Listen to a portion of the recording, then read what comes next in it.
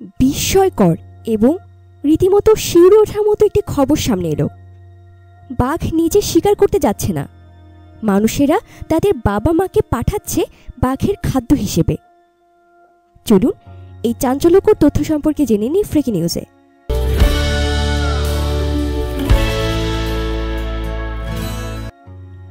মোটা অঙ্কের ক্ষতিপূরণের আশায় নিজের বাবা মাকে বাঘের খাদ্য হিসেবে পাঠানো হচ্ছে, এই চাঞ্চল্যকর দাবি ভারতের কেন্দ্রীয় সংস্থার।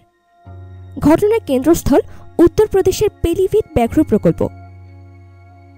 গত 5 মাসে এই ব্যাঘ্র সংরক্ষণ প্রকল্পের কাছাকাছি গ্রামগুলোয় ব্যাপক হারে বেড়েছে বাঘের হানায় মৃত্যুর ঘটনা। নথিবদ্ধ হয়েছে 7টি মৃত্যু। প্রতি ক্ষেত্রেই শিকার প্রবীণ গ্রামবাসী। সরেজমিনে খতিয়ে দেখতে ঘটনাস্থলে যায় wild life crime control bureau বা WCCB। এই কেন্দ্রীয় সংস্থার বিশেষজ্ঞদের দাবি, বাঘ নিজে আসছে না শিকারে, বরং মানুষ চেয়ে যাচ্ছে তাদের খাদ্য হয়ে।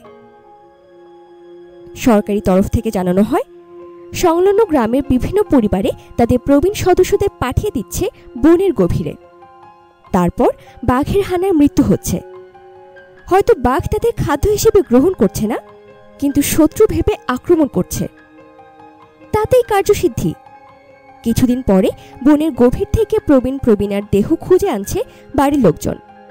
তারপর মাঠে ফেলে রেখে বলা হচ্ছে বাঘ হানা দিয়েছিল গ্রামে, তাতেই মৃত্যু হয়েছে। এর ফলে পাওয়া যাচ্ছে মোটা ক্ষতিপূরণ। এভাবেই অর্থলাভের পথ খুঁজে নিয়েছে দরিদ্র গ্রামবাসীরা। এতে একদিকে পরিবারের উপর থেকে বোঝাও কমছে, আবার ঘরে অর্থও আসছে।